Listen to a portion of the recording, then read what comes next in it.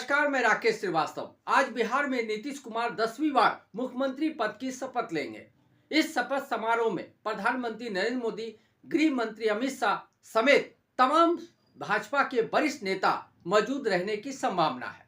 इसके साथ ही बिहार में नई सरकार का गठन हो जाएगा और सरकार तमाम तरह के जो विकास कार्यों के वादे करके यहां तक पहुंची है, उसे आगे बढ़ाने का काम करेगी। लेकिन इससे पहले जिस तरह से भारतीय जनता पार्टी और जेडीयू के बीच कुछ पदों को लेकर टसल चल रहा था, वो फिलहाल शांत नहीं हुआ है। यानी अध्यक्ष पद और गृह मंत्री पद को लेकर अभी तक मामला सुलझा नहीं है। ऐसे में आने वाले दिनों में जब सरकार का गठन हो जाएगा, इस मुद्दे के सामने आने की संभावना है। लेकिन आज चर्चा मुख्यमंत्री के 10वीं बार शपथ समारोह को लेकर नहीं है, न ही आज चर्चा नई सरकार द्वारा दिखाए गए रास्ते या विकास को लेकर किए गए वादे को लेकर है। आज चर्चा राहुल गांधी द्वारा देश भर में एसआईआर के खिलाफ चलाए जा रहे या शुरू किए जाने वाले अभियान को लेकर है। आपको याद होगा कि जब बिहार में एसआईआर लागू किया गया था, तो विपक्ष की तरफ से राष्ट्रीय जनता दल, कांग्रेस, सीपीआई एमएलए और तमाम जो विपक्ष के दल थे, उन्होंने इसका विरोध किया था। लेकिन क्या आपको याद है कि भारतीय जनता पार्टी, जनता दल यूनाइटेड या चिराग पासवान की जो एलजेपी पार्टी है वो, या जीतन राम मांझी की पार्टी हम और उपेंद्र कुशवाहा की पार्टी ने इसका विरोध किया, या कोई भी ऐसा बयान दिया हो जो एसआईआर के खिलाफ जाता हो? तो सवाल ये उठता है कि आखिर ये तमाम जो दल सत्ता पक्ष में बैठे हुए हैं, एनडीए का हिस्सा है, इन्होंने इसका विरोध क्यों किया, क्यों नहीं किया? आखिर इन्हें क्यों नहीं विपक्ष की तरह इसमें खामियां नजर आई? जब लाखों लोगों के नाम काटे गए, तो आखिर ऐसे दलों ने सवाल क्यों नहीं खड़े किए? क्या इन्हें पहले से इसके लाभ का एहसास था या जानकारी थी? क्योंकि भारतीय जनता पार्टी की बात कर ले या दूसरे जो एनडीए के दलों की बात कर ले, इन्होंने एसआईआर पे कभी सवाल खड़े नहीं किए, जबकि विपक्ष की तरफ से इसे सवाल भी खड़े किए गए। सुप्रीम कोर्ट तक मामला ले जाया गया और इसमें बड़ी संख्या में वोटर के नाम कटने की वजह से ऐसा माना गया कि एसआईआर के जरिए बिहार में बड़ी संख्या में ऐसे लोगों के नाम काट दिए गए जो मौजूदा समय में और इससे पहले भी काफी समय तक वोट करते आए हैं, लेकिन एक झटके में लाखों वोटर के नाम काट दिए गए। और उसके बाद विधानसभा चुनाव हुआ और उसका जो परिणाम सामने आया, जिसमें एनडीए 202 सीटों पर जीतकर सामने आई है। तो सवाल ये उठ रहा है कि क्या एनडीए के दलों को मालूम था कि एसआईआर लागू होने की वजह से उन्हें इसका राजनीतिक फायदा मिलेगा? इसी वजह से वो पूरे चुनाव के दौरान और एसआईआर के दौरान चुप्पी साथ बैठे रहे।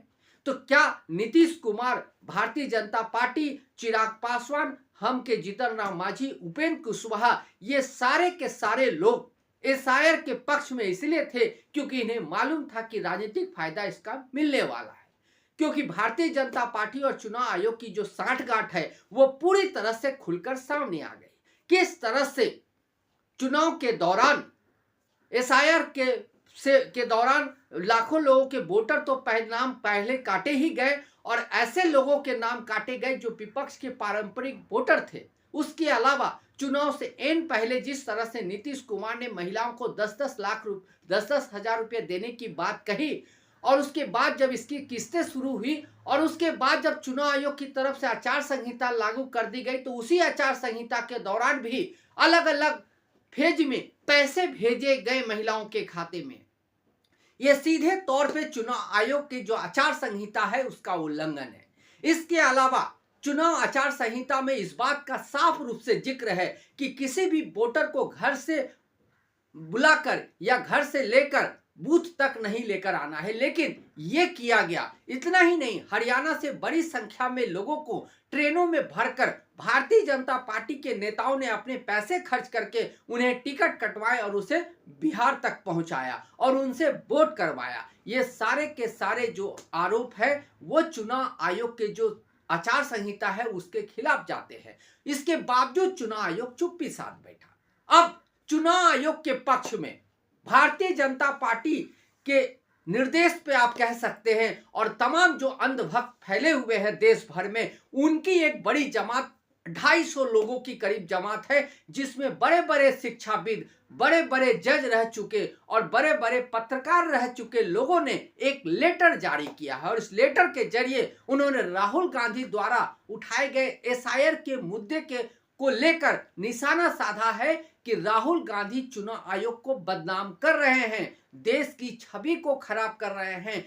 चुनाव आयोग जैसी संस्था को पूरी तरह से खारिज करने की कोशिश कर रहे हैं।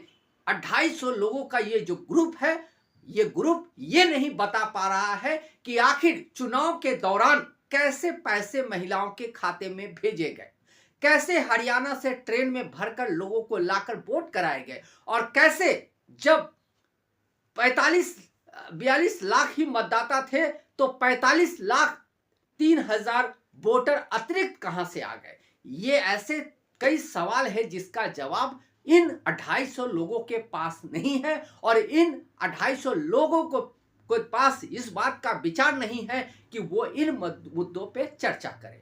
क्योंकि आपने देखा होगा कि चुनाव के दौरान बड़ी संख्या में ऐसे लोगों ने अपने आप को शो किया, अपने फिंगर दिखाए, जिसमें वोट करने का एक अधिकार जो था उसको दिखाया गया और ये बताया गया कि उन्होंने वोट किया। ऐसे ही लोग 6 महीने पहले भी दिल्ली, हरियाणा और दूसरी जगह जहां चुनाव हुए थे वहां भी वोट करके आ चुके थे। यानी एक ही वोटर कई जगह वोट कर रहे हैं। इन सारी खामियों के बावजूद चुनाव आयोग चुप्पी साध बैठा रहा। उसके अलावा ना जेडीयू ने सवाल उठाया, ना भारतीय जनता पार्टी ने सवाल उठाया, ना एलजेपी ने सवाल उठाया, ना हम पार्टी ने सवाल उठाया। तो सवाल यह है कि आखिर इन लोगों ने सवाल क्यों नहीं उठाया?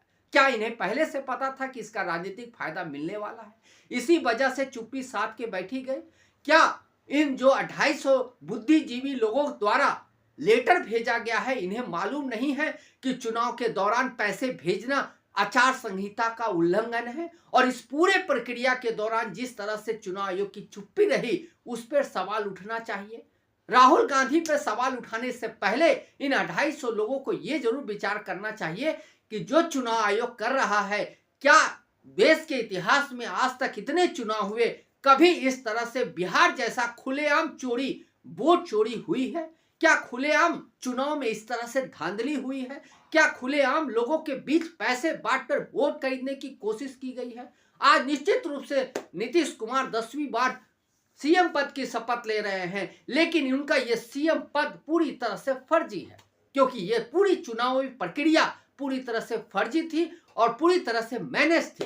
किस तरह से चुनाव आयोग ने एक एक सीट का जुगाड़ करके एनडीए के खाते में लाकर डाल दिया और उसके बाद ये बम्पर जीत मिली है। ये बेसिकली चुनाव नहीं था, बल्कि किसी एक गठबंधन को जिताने की पूरी मुहिम थी, और इस मुहिम में चुनाव आयोग सफल हुआ। और अब नीतीश कुमार और उनकी जो पूरी पार्टी है और उसके अलावा एनडीए के जो सहयोगी दल है वो जश्न मना सकते हैं, लेकिन ये जश्न सत्य की जीत का जश्न नहीं है, बल्कि ये एक हेराफेरी वाली जीत का जश्न है। और इस फेरे वाली जीत का जश्न अगर आपको मनाना है तो आप निश्चित रूप से मना सकते हैं। लेकिन अब राहुल गांधी ने इस एसआईआर के खिलाफ देश भर में एक मुहिम शुरू करने का अपना संकल्प दोहरा दिया है। उन्होंने कहा है कि देश के 12 राज्यों में वो इसके खिलाफ एक आंदोलन छेड़ेंगे, और इसके लिए उन्होंने अपने देश राज्य के कई अलग अलग प्रदेशों में जो उनके मुख्यमंत्री और बड़े नेता हैं उन लोगों को दिल्ली बुलाकर उनके साथ बैठक की है और उसकी पूरी रूपरेखा तैयार की जा रही है। यानी आने वाले दिनों में एसआईआर के खिलाफ एक बार फिर से राहुल गांधी को सड़कों पे देख सकते हैं, और राहुल गांधी इस मुहिम को यूं ही छोड़ने के मूड में नहीं है। भले ही दलाल मीडिया इस बात को जिक्र करते हुए नहीं थक रही है कि एसआईआर का जो मुद्दा था और एसआईआर के खिलाफ राहुल गांधी की जो बिहार में मुहिम थी वो पूरी तरह से फ्लॉप साबित हो चुकी है। यानी एसआईआर कोई मुद्दा ही नहीं है, लेकिन एसआईआर ही वो मुद्दा है जिसके जरिए भारतीय जनता पार्टी अपने सहयोगी दलों के साथ खुद को चुनाव में जिता रही है। क्योंकि एसआईआर के जरिए ऐसे क्षेत्रों से ऐसे लोगों के नाम काटे जा रहे हैं जो पारंपरिक तौर पे विपक्ष के वोटर हैं। ऐसे लोगों के नाम काटकर भारतीय जनता पार्टी और उनके सहयोगी दल अपने लिए सीधा रास्ता बना रहे हैं। अब पश्चिम बंगाल, तमिलनाडु, केरल और तमाम ऐसे राज्य हैं जहां पर दूसरे दलों की सरकार है, वहां एसआईआर चलाया जाएगा और ऐसे जगहों से विपक्ष के जो वोटर है उनका सफाया किया जाएगा। और फिर जब चुनाव होगा तो इसी तरह की बम्पर जीत एक बार फिर से देखने को मिलेगी। इसके खिलाफ राहुल गांधी ने बिगुल फूंक दिया है और उन्होंने साफ कर दिया है कि बिहार में जो कुछ भी हुआ वो चुनाव की जीत नहीं थी, बल्कि यह पूरी तरह से चुनाव आयोग भारतीय जनता पार्टी के सहयोग से सांठगांठ से फर्जीवाड़ा किया गया है और वो इसके खिलाफ देश भर में एक मुहिम शुरू करेंगे। तो क्या राहुल गांधी जिस रास्ते पे आगे बढ़ रहे हैं उस रास्ते पर आने वाले दिनों में उन्हें कोई कामयाबी मिलेगी? जो चुनाव आयोग किसी बात को सुनने को तैयार नहीं, किसी बात का जवाब देने को तैयार नहीं है और उसकी आंखों के सामने तमाम तरह के फर्जीवाड़े हो रहे हैं, तमाम तरह के पैसे बांटे गए, तमाम तरह के लोग ऐसे लाए गए जो वोटर नहीं थे, उनसे वोट डलवाए गए, क्या ऐसे चुनाव को राहुल गांधी रोक पाएंगे? और क्या जो विपक्ष की तमाम पार्टियां हैं इंडिया गठबंधन में वो उनके साथ खड़ी हो पाएगी?